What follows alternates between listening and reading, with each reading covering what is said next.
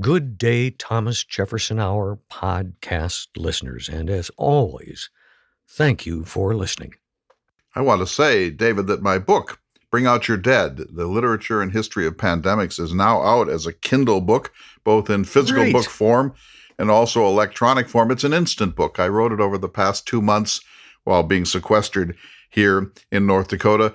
And I wrote about half of it about the history and literature of pandemics, which is a fascinating and somewhat problematic subject. And then the second half is called The Joy of Reading in a Distracted Time, because never before have I had this much time simply to read great books. And I thought I would write a little bit about why reading is such a deep human comfort and what it is meant to me. So there are chapters on dictionaries, on how I learned to read, on the problem of skipping ahead, on people who mark up their books and the others who find that appalling, and particularly about the zone, when we get into that moment. I know you know it, when you're reading and suddenly you slip into some sort of nearly altered state, and you realize that this is A, pure happiness, and B, you could read forever.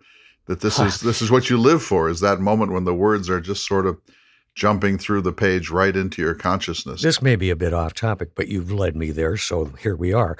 Reading. I'm in the midst of a book recommended to me by my favorite reader called Underland, A Deep Time Journey. It's written by Robert McFarlane. Are you familiar with it?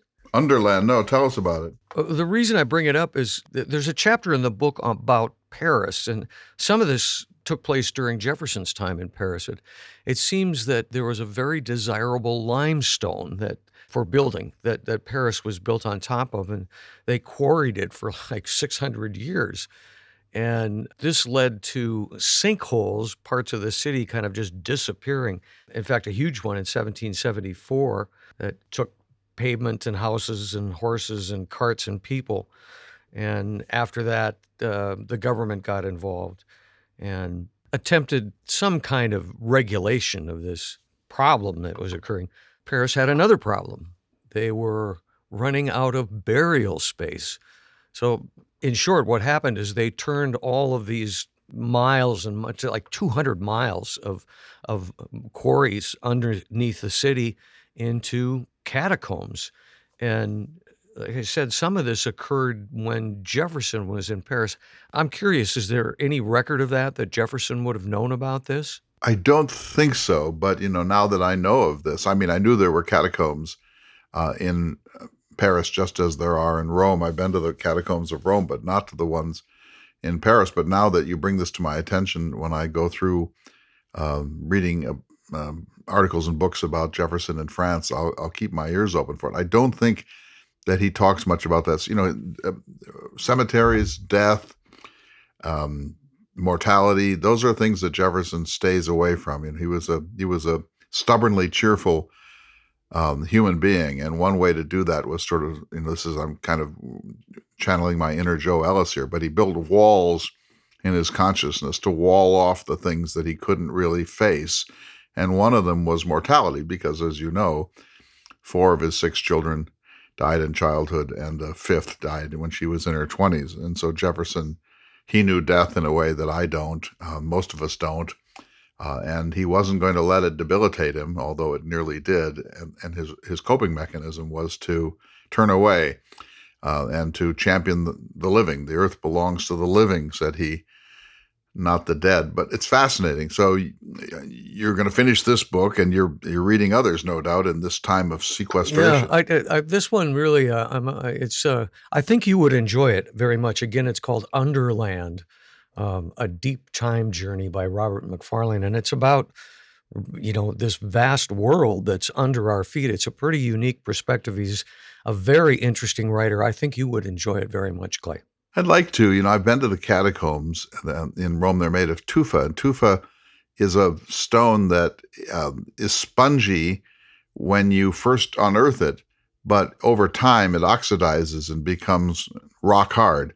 And so the catacombs were built in this soft stone, but because they had been exposed to oxygen, they became this extremely strong necropolis. And there are a bunch of them in Rome, including one under St. Peter's. I've been on the the tour, you go down to where some people believe that St. Peter's bones were discovered in the 1930s. It's a real interesting read. And being a former member of the American Speleological Society and No way. a caver of sorts. You were a during spelunker? my younger years. I found it really interesting. Is that true that you were I didn't know this. Yeah, Jewel Cave in South Dakota. In fact, there's another great book, The Jewel Cave Adventure by Herb and Shan Khan.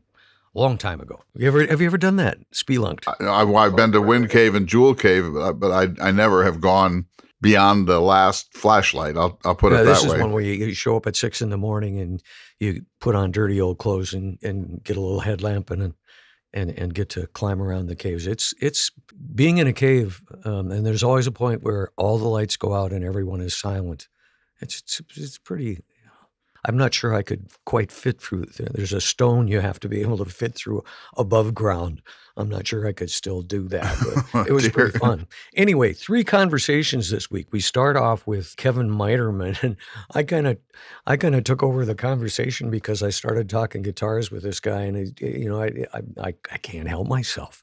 Well, he's an amazing man. He's been incredibly generous to me. He produced that world-class ukulele for me, and then he called me up about 6 months ago and said, I have access to some Red River Valley heritage wood, and I'd like to make a guitar, sort of in the manner of the ones that have been made from Jefferson's trees at Monticello. And when I finish it, I'm going to donate it to the Thomas Jefferson Hour. We'll auction it, and the proceeds will go to the show. I mean, if you think about it, just an incredible gift, and it's finished. It's beautiful. It sounds great. I mean, even over an iPhone, it just sounds terrific. So he described the process, and then we thought, well, we better call up Crisler because Crisler knows something about guitars, and he also knows people in Nashville that know an even greater amount about it. So we called him up. It's always a great thing to talk with him. He's sort of a Renaissance man. He made an equally beautiful commitment. He said that if Mr. Miterman would send him the guitar, he'll take it around in Nashville to people who know something about guitars, people that are extraordinary guitarists, and he'll have them play, and he'll record video of it so that when we auction it, people will not only get to hear the quality of this instrument, but see some celebrity too. And then it was really fun to talk to Jason. He's a legislator. He's a state legislator in Virginia from the lower Chesapeake area. I met him for the first time in February, and for over a year he's been saying that he wanted the House of Delegates, the Virginia Legislature, to pass a resolution in respect to what we do. So he made it happen then, and it was really an extraordinarily moving experience. Now he's blurbed my book, Repairing Jefferson's America. I should say, too, for people that are interested, there is a YouTube clip of that occurrence that they can see. Now, the book, Repairing Jefferson's America, is coming out on August 1st, but the comedy album, the much abused comedy album, is now ready. So that's available. So this is my year of 4 books and an album. That's great. I've never had so productive a time, David. I guess the sequestration has really helped me. We've been forced to step back, look at our lives, think about ourselves, what we want to do.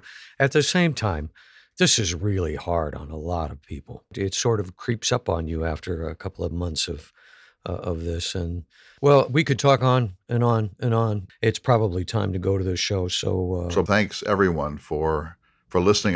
David, I got a letter this morning from someone who said, you and David are enabling me and my family to get through this. We count on you to help Joe, us make don't sense. forget Joe. Gosh, he's been just so generous with his time. It's been great to have him on so much. And he will be back. So thanks, everyone. And now listen to this special edition of the Thomas Jefferson Hour. Good day, citizens, and welcome to the Thomas Jefferson Hour, your weekly conversation about all things Jefferson. I'm your host, David Swenson, and I'm here with the creator of the Thomas Jefferson Hour, Mr. Clay Jenkinson. And Clay, we have a returning guest, a special friend of the Thomas Jefferson Hour, the man responsible for you owning a world-class ukulele. Perhaps you'd like to introduce him, sir. I'm sorry, I wasn't paying attention. I'm playing my world-class ukulele here. I'm Very just so good. proud of it. It's in front of me. It's a piece of art as well as a beautiful instrument. It and is. anyone who is Yeah. a longtime listener to the Jefferson Hour knows that the ukulele plays a very important role in my life and formation. And we have the creator of that instrument on with us, Kevin Muiderman of near Grand Forks, North Dakota, who creates guitars and other musical instruments for some of the great musicians of our time, and was so generous about 15 months ago to present me with this extraordinary instrument. And first, Kevin, welcome to the show. Yes, hello, Clay, and hello, David. I have your instrument in front of me, but you have a new proposition, a new act of extraordinary generosity to the Jefferson Hour. Explain that for us. I was given some wood by some local friends that salvaged wood from North Dakota. Obviously, we don't have a lot of forests in North Dakota, but there was some wood from a bridge that used to cross the Red River, and then another barn find.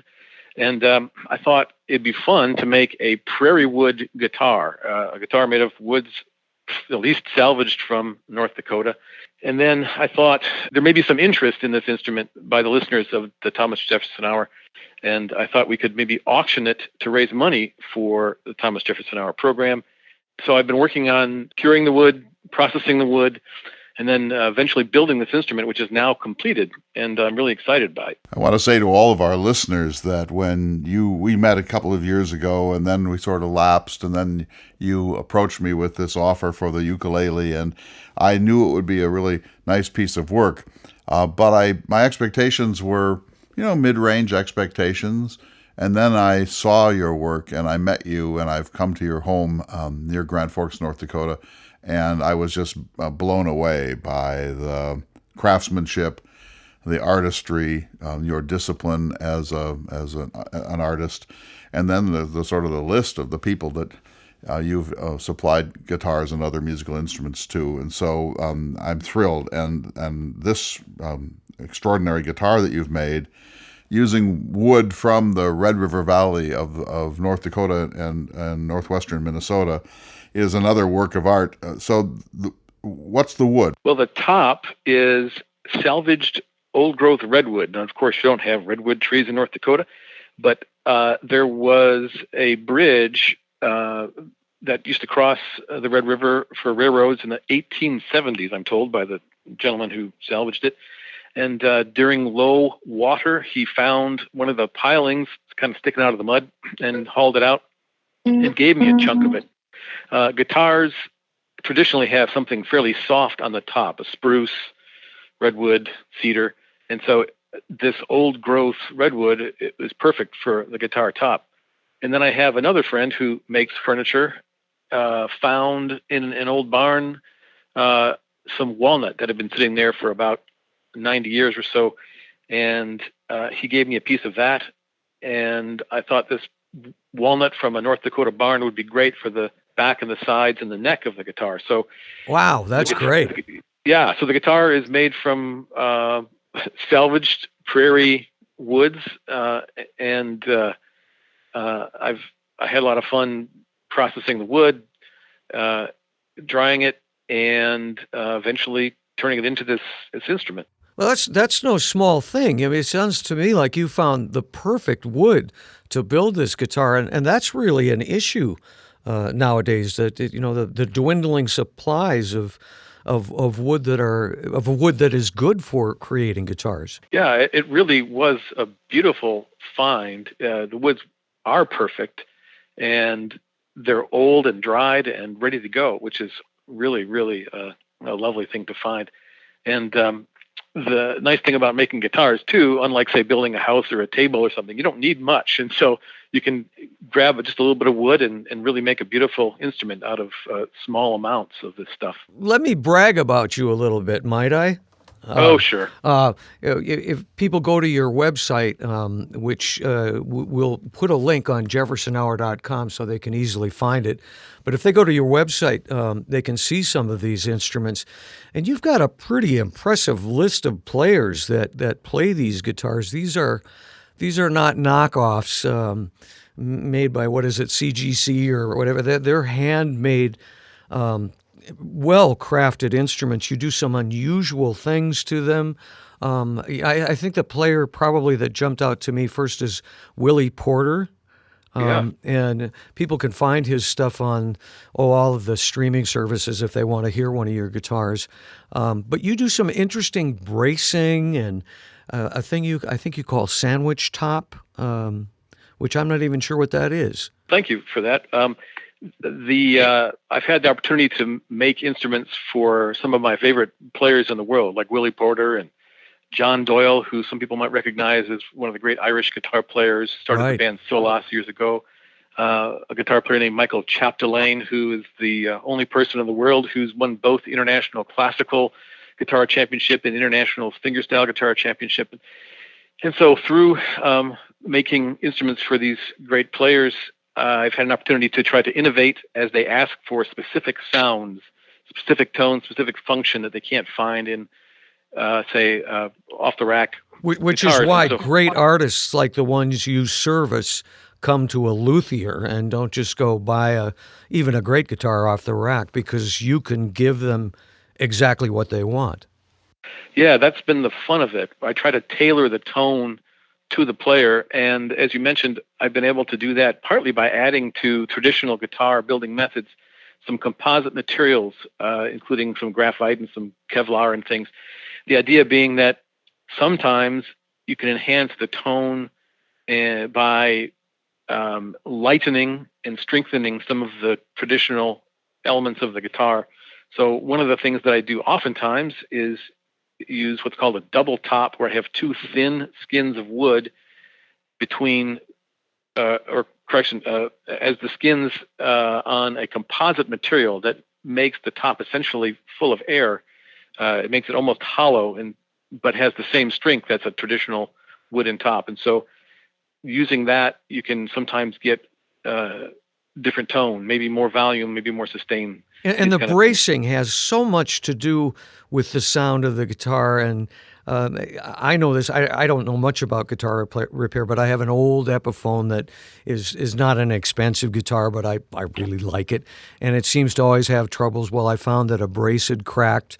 And being brave, and because it wasn't an expensive guitar, I went in with some fish glue and made a little jig and glued the brace down and went, oh my goodness. That's great. What a difference this makes. I had no idea how much incorrect or broken bracing would affect the sound of the guitar. So you've actually come up with composite materials to do your bracing with. Yeah, so just as you found with the fish glue, that you can alter the tone with subtle changes in the bracing.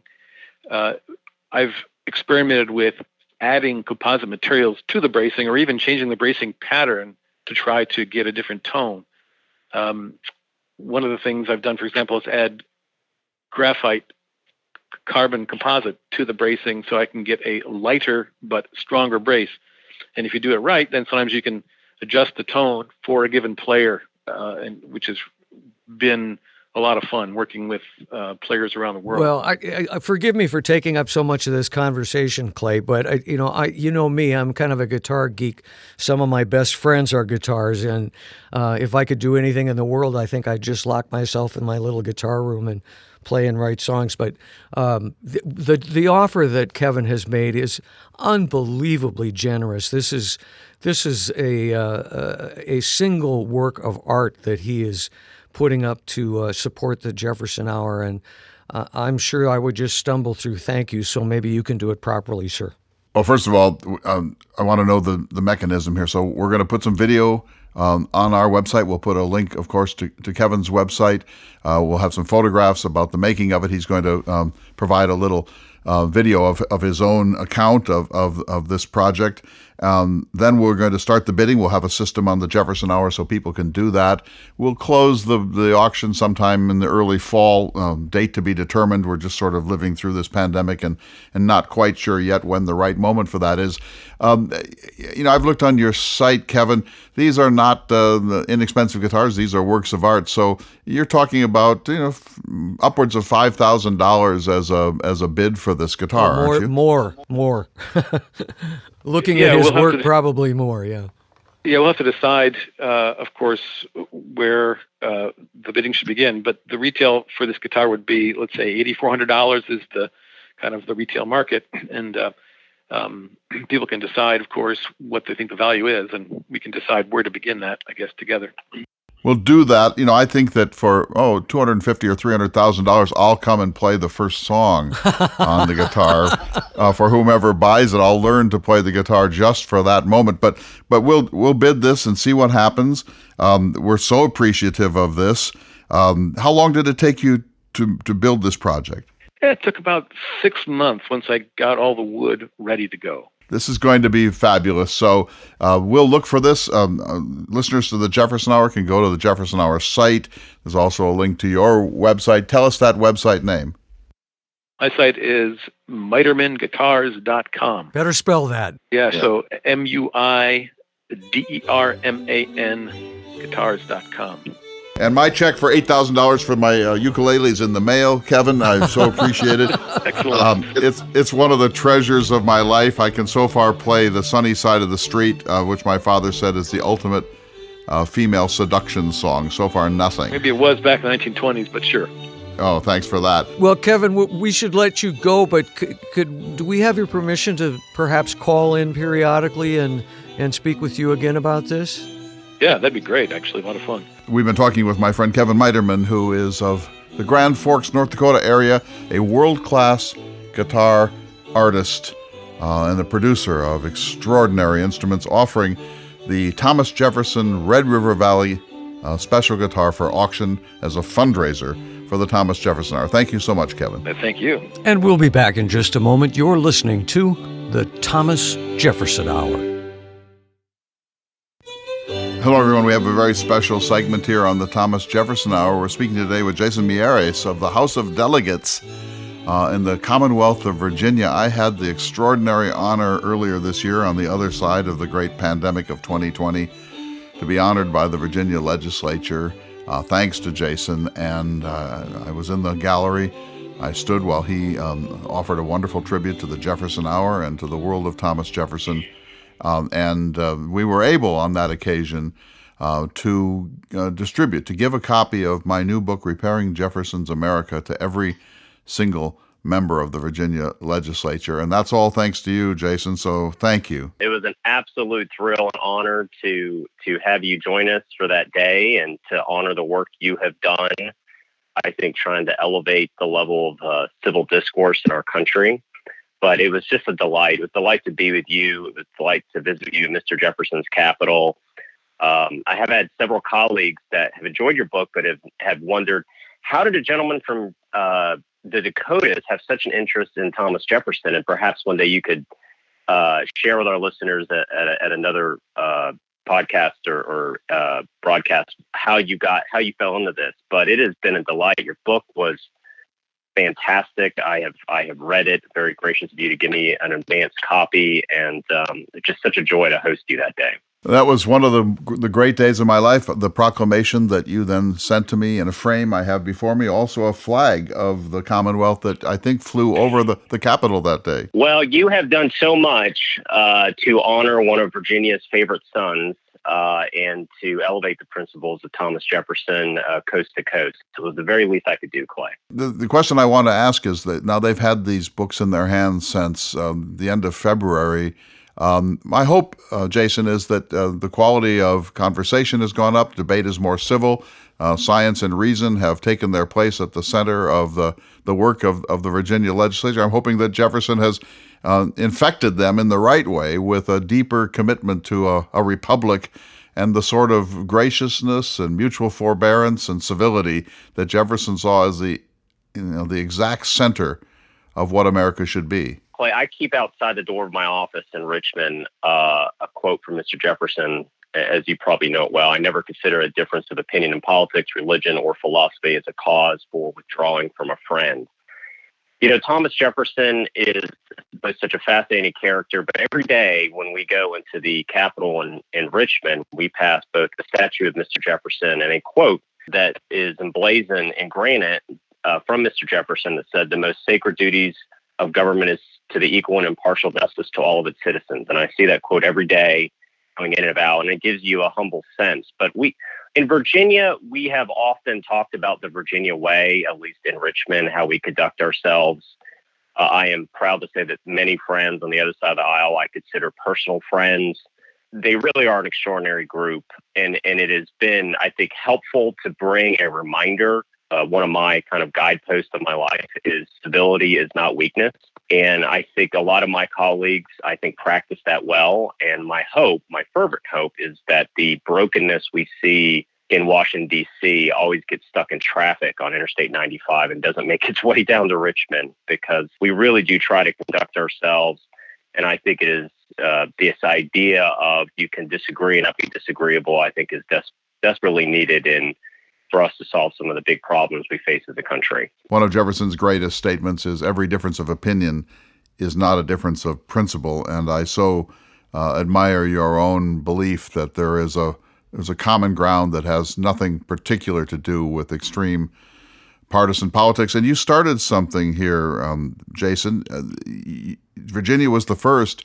Now 5 other states, Jefferson Hour listeners in 5 other states, including California and Nevada and Texas and Michigan and Idaho, have decided that they want to fund the distribution of that book, Repairing Jefferson's America, for every member of their legislatures. And one of the things that they had to overcome was, has this ever been done before? And we were able to say yes. It has been done in Virginia. That is great. That is great. And there's so much, I like to say that there's a lot of knowledge right now in the world, but not as much wisdom. And there's so much wisdom, Clay, in your book. I love the quote from, I guess, your mentor, where you noted judgment is easy and understanding is hard. That's it. One of our first duties as elected officials is to kind of get to that point.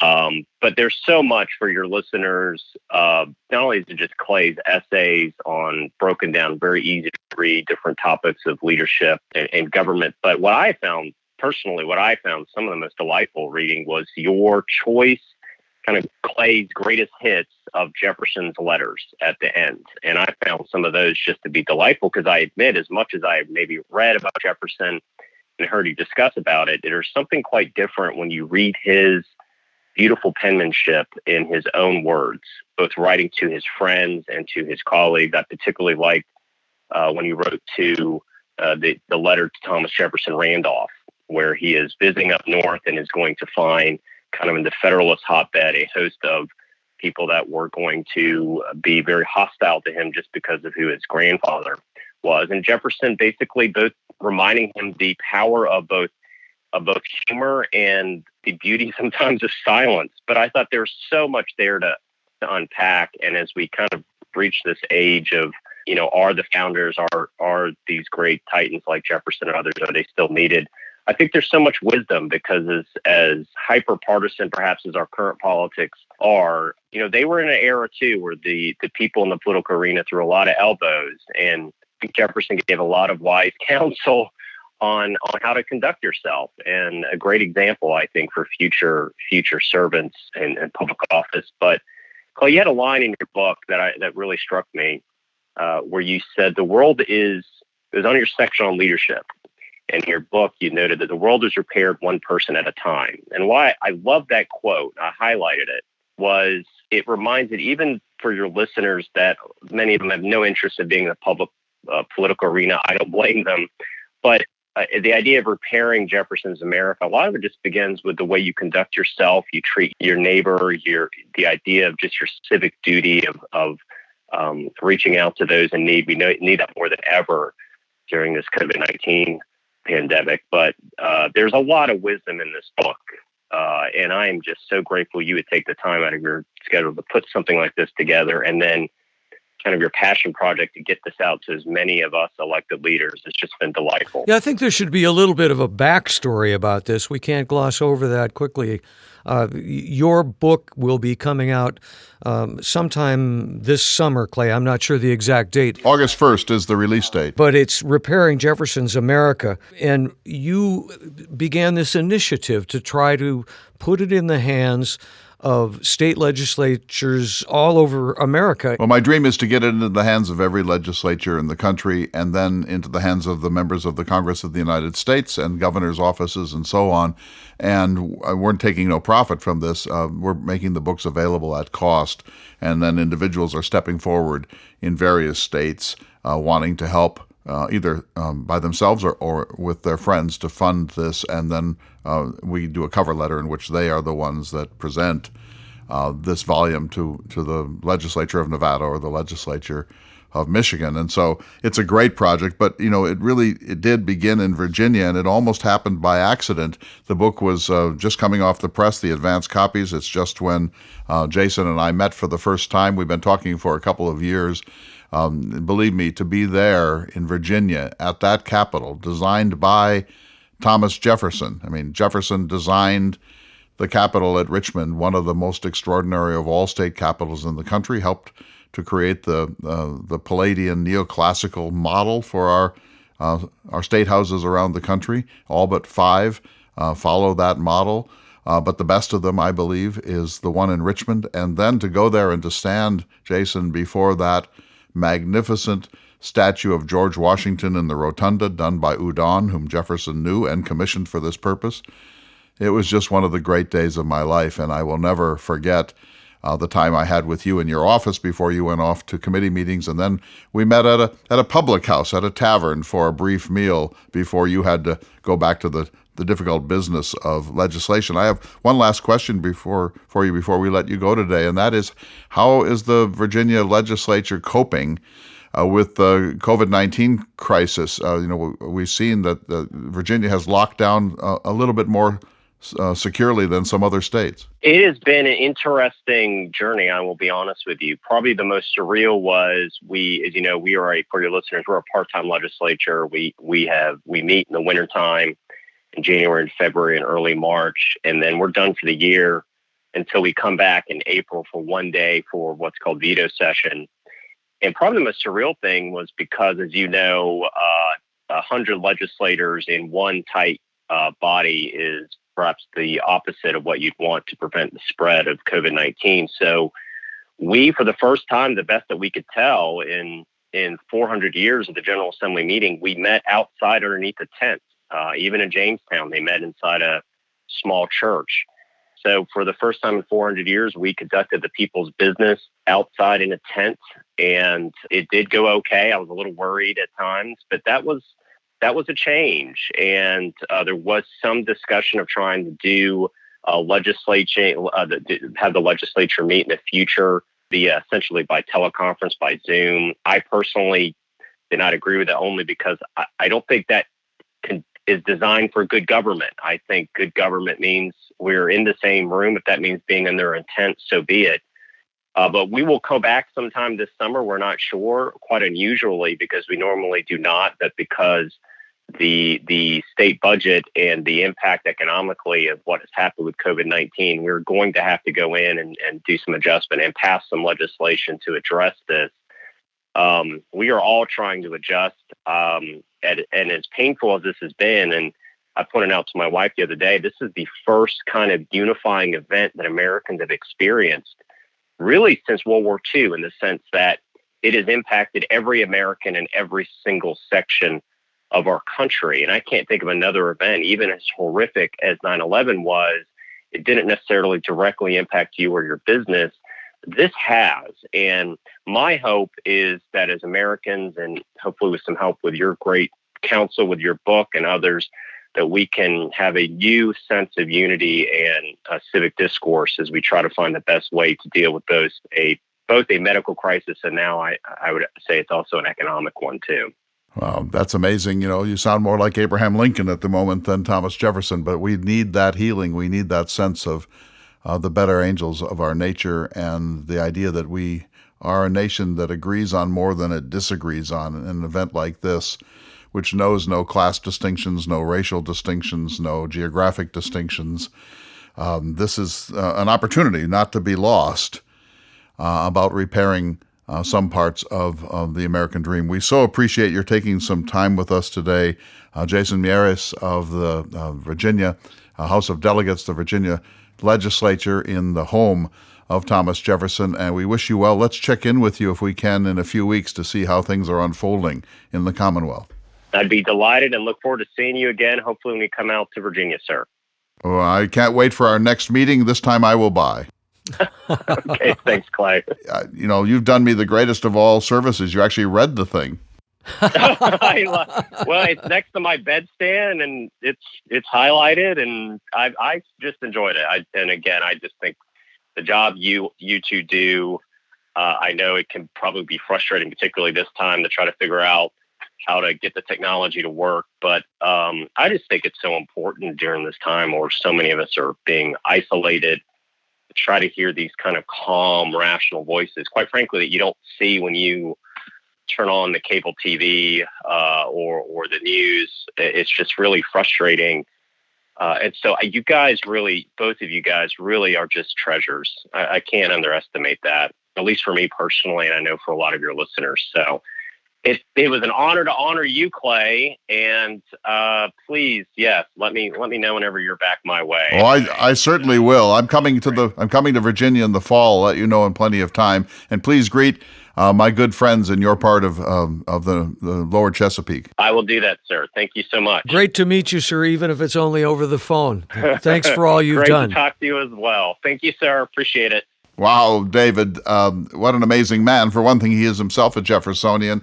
I didn't know him really before I got to meet him. We've had some emails over the last couple of years. He's a big fan of the program, which in itself is an extraordinary thing.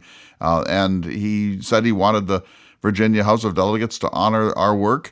And as you know, you were explicitly mentioned in the statement that he read from the floor. If people are interested, and just so they know you're not making this up, if they go to the Jefferson Hour website, and actually it's jeffersonhour.com/legislative-initiative, but if they go there, they can find out all the details about your grand plan to get this in the hands of state legislators all over America. And they can also see the video clip of you being introduced. And you're a humble man at heart when you're out of character, anyway.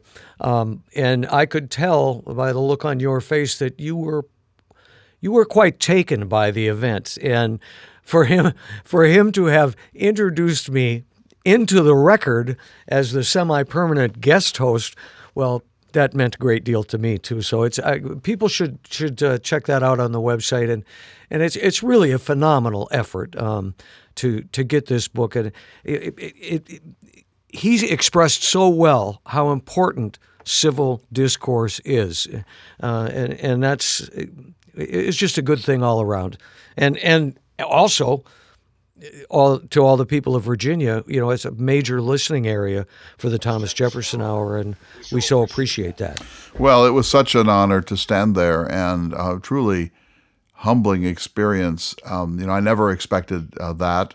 I've addressed as Jefferson, I think 26 or 27 legislative bodies around the country at various times, but that's a whole different game from receiving this commendation and this honor. And the flag is something that I truly treasure. It's in that triangular flag display box, and what they do when they honor somebody is fly the flag over the Capitol. So it flew over Jefferson's architectural gem, the Capitol at Richmond, that day, and then it was folded in the proper manner and given to me, and I have it right here in my home studio of the Thomas Jefferson Hour, and the commendation is on the wall. Now, for other people around the country, if you're willing to help us do this, I should say we take no money for it.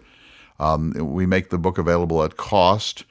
You don't have to do this alone. You could ask some of your friends to join you. But my dream truly is that every legislator in the country will receive a free copy of this book. They've been distributed in a couple of states, and I've had some emails from them, from legislators in Nevada and Virginia and elsewhere, and they say, thank you. I have more time on my hands right now than I usually do as a busy legislator. I've read your book. I don't agree with everything in it, but I agree with the main point, which is that we need to return to some sort of Jeffersonian civility and a real commitment to evidence, reason, and science in this country, and that partisanship is an artifice in some part that that we Americans really do agree on much more than we disagree on. And Jefferson was the man for this. Jefferson believed that disagreeing with our friends rationally, and at the end of the day, going to have a glass of Bordeaux with them, finding those areas where we have common ground, either in agriculture or in gardening or in the classical literature or whatever it might be, that's the heart of a Republican, small r Republican system of government. So, the book is something I'm very proud of. And what Jason said about those letters, there's a baker's dozen of 13 letters. And those letters are not the usual ones you find in Jefferson anthologies. I didn't choose to avoid that, but I wanted to pick letters that I think are particularly revelatory of Jefferson's way of seeing the world. And so they're there with brief commentaries as a sort of appendix to the book. But this never would have happened had it not been for Jason Miyares of the Legislature of Virginia, and I just so thank him, and he was great today, don't you think? I do. We need to take a short break. We'll be back in just a moment. You're listening to the Thomas Jefferson Hour. David, my friend and the semi-permanent guest host of the Thomas Jefferson Hour, I think we can't really understand Kevin Muiderman's contribution to this program unless we check in with you-know-who, our dear friend Crisler out in Nashville. And Brad, are you there? Hi, fellas. What's going on? Well, first off, how are you and how's your family? I'm doing good, and my family's doing well as well. We've managed as well as we could. We've had a lot of fun being together, kind of cherishing some times that we probably that we didn't expect to have and probably won't ever have again. It's almost like we were back in our camper gallivanting across the American West, except Right. we were confined to our home. That was great. I remember that. Well, how many years ago was that? It's 2012. We blindfolded you and took you to the barn and you came to the studio. It was great. Yep, 8 years ago. Well, one of the reasons we're calling today is that we have had an incredibly generous offer from a luthier who's located in northeastern North Dakota by the name of Kevin Muiderman. He's fairly well known. There's some players whose names I'm certain you would recognize who play his instruments. Mm-hmm. And if you recall in a previous episode some time ago, he made a ukulele for Clay. Oh yeah, that's the guy. Kevin Muiderman. Yeah. And of course, Clay promised to learn to play some songs and come on the show, and we're still waiting for that. It's never too late, Clay. I'm going to do it. Crisler once promised to give us 10% of his hit songs, and that hasn't happened either. No, but I I will. think you man. said he should, but I don't know that he ever agreed to that. I'm working on my ukulele. My dog has fleas. Well, there he is. Yeah. Oh wow. It's a beautiful sound, actually. It's a beautiful instrument. He's a great artist. He lives in North Dakota. He is. And I've seen him work. I've been to his house, which is stunning. He has a small performance area in his house. And when these great guitarists from all over the world come to pick up their guitar, he arranges a little concert and puts 50 or 60 or 70 people in his home. His wife is a caterer, among many other things. And then they show these instruments. And I was absolutely flabbergasted when he gave me this ukulele.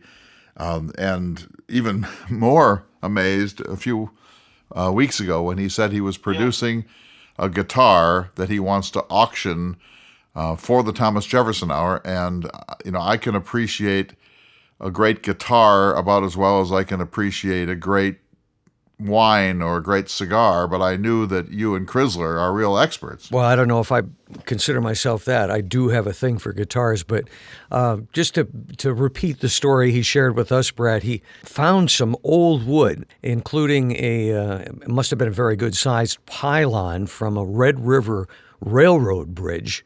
Of redwood. And it is redwood. Wow. So he's using that for the top. And then a friend of his who is a furniture maker discovered these sheets of old walnut, very old walnut in a barn. So he's using that for the back and sides. So he's got some real vintage wood that he prepped, and he's put this guitar together, and he's as Clay said, he's going to auction it off and give the proceeds to the Thomas Jefferson Hour. Wow. Those are the kind of fans I need right there. Well, that's amazing. Yeah, that's fantastic. One thing that he offered to do is he was thinking he would pack this guitar up and send it off to folks to play it and maybe do a short video to review it. And immediately I went, oh, we got to call Crisler. Yeah, so when he says folks, Brad, he means he's going to send it to some of these world-class guitarists and ask them to play something on like an iPhone's video or smartphone video and then send it on like a chain letter to others. So we thought if we send this guitar down to Crisler, you probably are friends with 82% of all of the greatest stars in Nashville. Man, that sounds like a lot of fun. I would love to do that. Love to get it in and get some guys that really know how to play and who have played on lots of records and things like that to play and be happy to video that, man. That's absolutely. That sounds amazing. We'll try to set something up and we'll keep in touch with you. I just really wanted to call you because I thought this was like about as cool as could be. Man, so is the guitar made or is it in process? It's finished. He spent 6 months on it. He has some photographs and videos from the process. I've been in his studio, which is an adjunct to his house up in northeastern North Dakota, and I asked him how many guitars he's made, and he said, 50 or 60. But some of the best guitarists in the world encourage him to build them a product. And he said that, and I'm sure this makes perfect sense to you, Brad, he said that he has a long conversation with them first to find out what kind of sound they want, and then he works to fine-tune the craftsmanship to produce that sound for them. Can you explain what that would mean? It's an incredibly complex and nuanced art form. I've had the pleasure of doing some really great luthiers in my life, and all of these tone woods produce interesting sounds and unique sounds depending on the wood and the part of the country or the part of the world they come from, and then the combinations of those woods put together in an instrument also have a lot to do. And the truth is, and any great guitar maker will tell you this, the truth is you can make two guitars from the same cuts of wood, kinds of wood, do it the exact same way, and they will sound very differently. So it's a little bit of an experiment, but the more experienced the guitar maker is and the more he's done it, the more that he can, with some reliability, predict what the guitar is going to sound like. And when you have, really Jim Olsen and people who have made guitars for decades, his guitars may sound a little different, but the thing that's true about all of them is that they all sound great. It's just a different version of great. I'm sure, over the years he's learned some of those tricks, but it's an amazing art form. I don't think people realize it's extremely unique, in terms of skill set required, and it's exciting that he's devoted that much work and that much personal capital, frankly, in terms of what it probably cost him. And he's willing to donate to the Jefferson Hour. Really speaks high to its impact on his life, and I think is indicative of its impact on all of our lives. Hopefully the auction bids will reflect the love and work he's put into that guitar.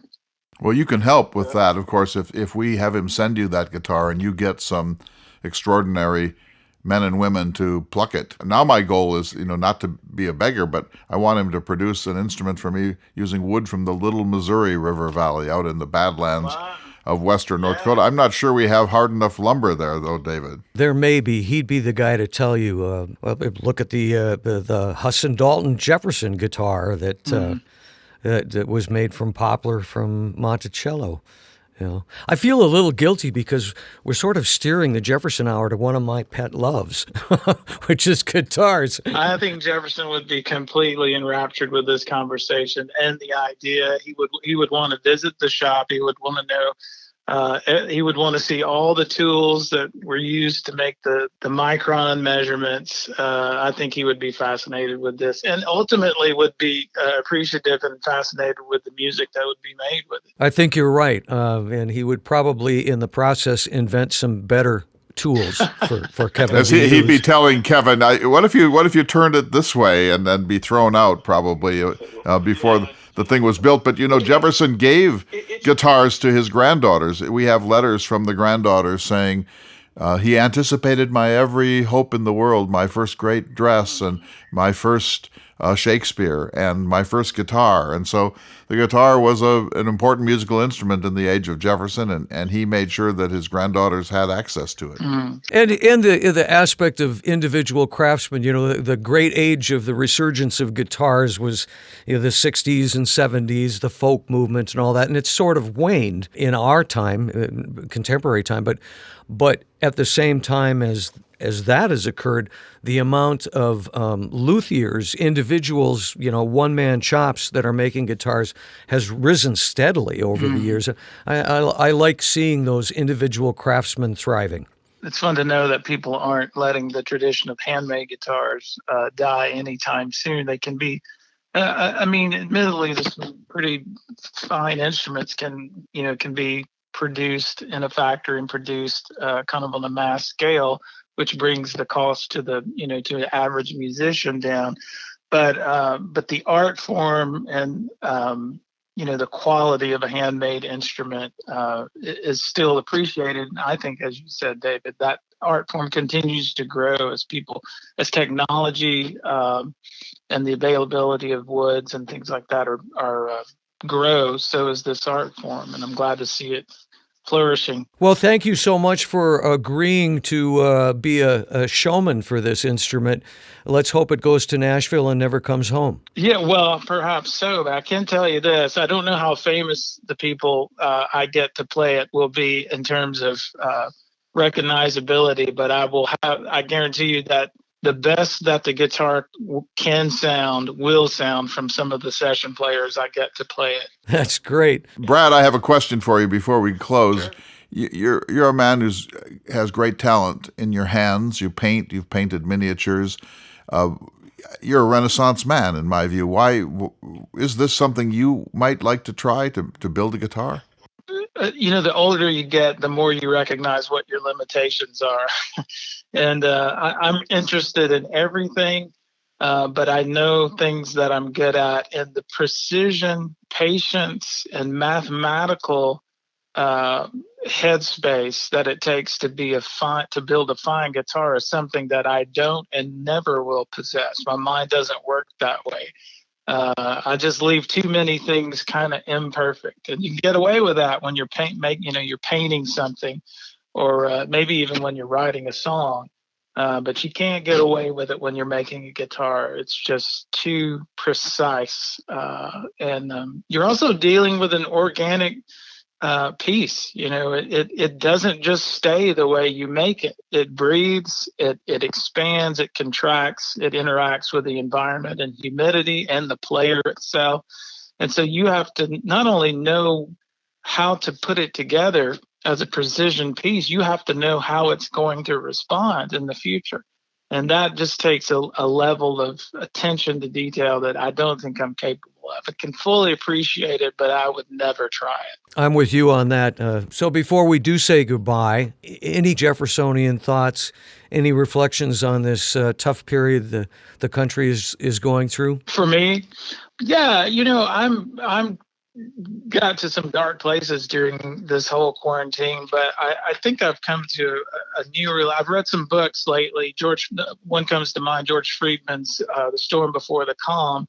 It kind of helps me as a Jeffersonian frame the pandemic in historical and geopolitical terms that have given me a little bit of hope.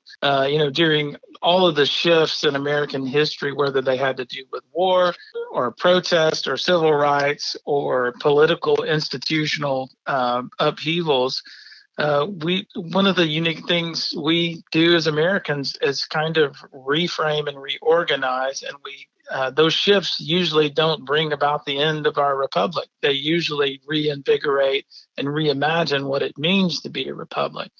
And, maybe we're empire/republic at this point, but I've just come to a place to a 30,000 foot view not just the pandemic, but everything that's going on in a geopolitical and even economic sense in America, and think, this is going to be a long decade. The 2020s is probably going to be unpleasant in a lot of ways because they represent a shift in a transition period in American life.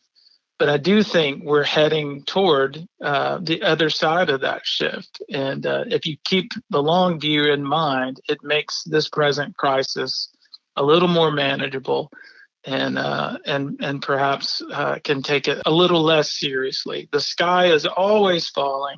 The government is always against us and untrustworthy. That has been a phrase that has been uttered in every transition in American history, and kind of just take it all with, as my friend Mac McAnally says, take it all with a block of salt. Thank you for that, Brad. We so appreciate it. I can't wait to get this guitar into your hands and then hear your own reaction to it, and to begin by hearing you play it a little, but we appreciate your commentary today. This is a great gift that Kevin Muiderman is offering the Thomas Jefferson Hour, and we couldn't be more pleased.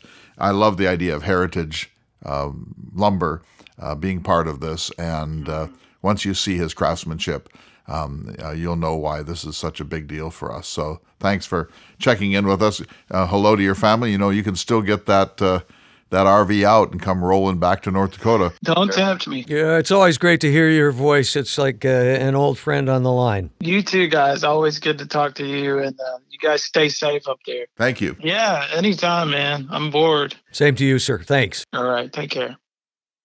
There's something comforting about talking to Brad. I mean, for all of the fun we've had with him over all these years, there's something that's just grounded and solid about Brad Crisler, and I appreciate his friendship so much. I mean it when I say that he's a Renaissance man. He has so many talents. He's written some best-selling song lyrics.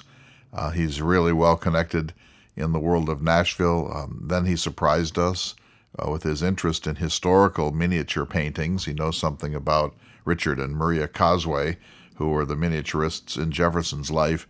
And then he sent you a painting. He's also a talented painter. He's an extraordinary man, and he reads books and thinks about them and wrestles with the great issues of American life, and is, as he said today, a self-styled Jeffersonian. So I just sort of step back, David, and think of the friends we have made on this program. Pat Brodowski and Bo and Lucas at Monticello, and people all over the country who have been part of it. David Nicandri, our new friend and dear friend Joseph Ellis, all the historians and authors that we've had the chance to interview on the program.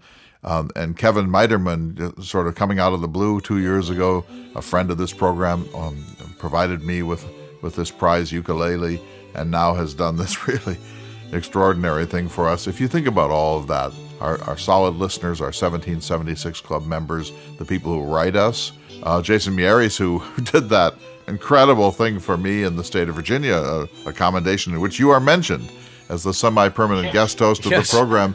This is just glory, and I've loved having a chance to not only hear from Kevin himself about the process of his guitar, but now to hear from Brad, who really knows something about this and I am not capable of evaluating it except to say wow and great, but you two know something about musical instruments, and so that really puts this into the kind of perspective that it deserves. That's great, and it was a very fun show this week. Sir, stay safe. Always good to talk with you. We'll see you next week for another important edition of the Thomas Jefferson Hour. The Thomas Jefferson Hour is brought to you each week by Dakota Sky Education. The program is distributed nationally by Prairie Public. President Thomas Jefferson lived from 1743 to 1826, and this program presents his views. President Jefferson is portrayed by the award-winning humanities scholar and author Clay S. Jenkinson. To obtain a copy of this or any show for a $12 donation, please call 701-575-0727. This program is also available online at jeffersonhour.com and on Apple Podcasts. If you'd like to correspond with President Jefferson or submit a question for him to answer on the program, please visit the website at jeffersonhour.com. The Thomas Jefferson Hour is produced at Makoche Recording Studios in Bismarck, North Dakota. Bach Cello Suite No. 3 in C Major by Stephen Swinford. Thank you for listening. Please tune in again next week for another thought-provoking, historically accurate program, Through the Eyes of Thomas Jefferson.